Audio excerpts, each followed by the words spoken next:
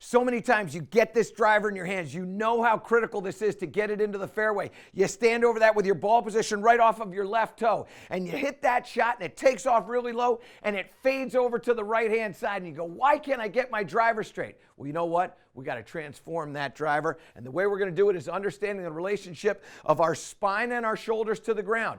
When I walk through every day, my spine is perpendicular to the ground, my shoulders are parallel to the ground. What we call that is a T. Well, when you set up and you have a T at address, you've got a problem. You put that ball up off your left foot. That's a big problem. And then you get in here, and these shoulders are parallel to the ground, and they're a little bit open. And what does that cause you to do? It causes you to take the club outside. The upper part of your spine actually tilts forward instead of moving backward. And now you start compressing the ground, create a very steep angle of attack. And what do we get? We got a shot that flights out really low and spins over to the right. So come on over here and let's take a little peek at what this is going to look like. Because what you're going to see is this golf ball is going to leave. It's probably going to carry in the neighborhood. There it is, 230. The total distance is 243. Look at the ball speed, 146. But this is really the problem. Right here, the backspin number is almost 4,000 RPMs. And you combine a lot of backspin with a launch of 9.2, and what do you get? Disaster. So here's what we're going to do. We've got to change how our spine is setting into the address position, because what we want is we're going to keep that T. That's what's going to happen, but we want that T to sit on an angle like this. The lead shoulder is going to be high, trail shoulder is going to be low, and when you draw a straight line across, you're going to see a big difference between here and here. That's what I want to have happen. So when we set into the shot, you're going to get addressed here. The shoulder line is going to go like this. You're just going to take the lead shoulder, point it up into the air. That's where the grip is going. I want to go up. And what you'll notice is when the upper part of my spine moves backward, the lower part of my spine is moving forward where my hips are. So that's what we're doing at address. Change that address position, and we're going to give ourselves a chance to launch this high. Now, I want to show you what we're going to see out of that launch. Remember, we were dealing with a launch here of 9.2. So I get set up. Now I take my shoulders and I tilt them just like this. And now when I tilt them here, now what I'm doing is I'm getting the low part of the arc to happen behind the ball. The club is now going to be moving into this strike in an upward direction. And what's going to happen is that all of a sudden this ball is going to fly up into the air. Come on up here and let's take a peek at what this looks like, because this is really what you want to pay attention to. Overall distance, again, was 242. So overall distance was 242. I flew that 251. That's fantastic. Remember, my ball speed was in the 148s. I got that up to 152.5. Really, really good. But pay attention to this.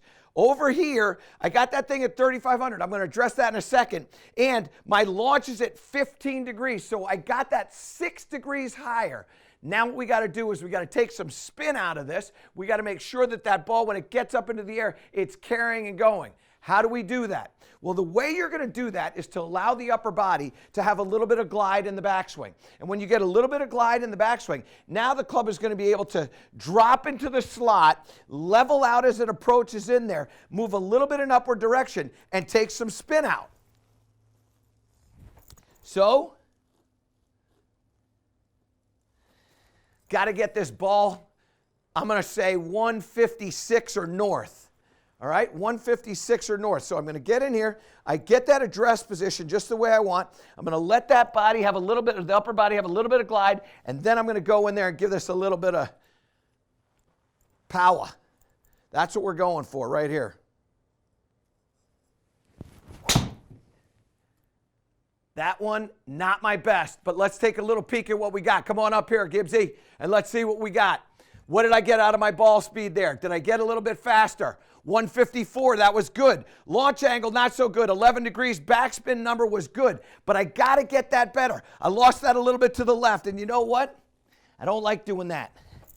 Because what happens when I do that, when you get back there, you got to make sure that you've got that upper body moving, but you've also got to make sure that the body is rotating coming down to the strike. So we address body like this, let the upper body glide the upper part of the spine, then we're going to move into that strike, rotate out of the way, and now we're going to have ourselves a little bit of fun. So here we go. 154.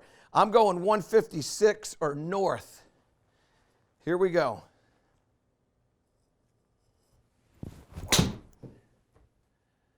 Okay, this one's really climbing up into the air. I hung back a little bit on that one, but let's just see what we got out of this ball speed right there, because this is going to be the number that I'm paying attention to, 153. I got to eat more Wheaties. That's what I got to do. So here's what I need you to do. I need you to understand that when you get set up, we've got to make sure that we don't let that ball position get that far off the big toe. We got to get it right off the seam of the shirt right here where the armpit is. And then what we're going to do is let the upper body glide, drive into it. Gibbsy, I got time for one more? Okay, I'm going to go for one more. Here we go. Last one, best one. Upper body's going to glide. Setup position is just the way we want. We got that little tilt with the shoulders just like that. Here we go. And that is blistered. This one had a little bit of pow-pow. That one there carries the number that I'm looking for. Rolling out a little bit. Let's see what we get. There you go. That's what I'm talking about. So make that slight adjustment. All of a sudden, ball speed gets up to 159. I carry it 260. It rolls out 20. Now let's look at these numbers here. Vertical launch, 11.5. Look at that backspin number. I brought that down from the high 3,000s, even close to 4,000 to 2,100. That's what you need to pay attention to. So when you're getting over there and you've got this driver in your hand, you've got to make sure that you make that change. Let those shoulders get to the position that we're talking about, slightly angled in an upward direction, and let that upper body get a little bit of glide to it. And as that starts to happen and you're rotating, what you'll be able to do is you'll generate a lot of club head speed. You'll hit the ball a little bit farther, take some of that spin out, launch it up into the air, and you'll start enjoying some really long tee shots.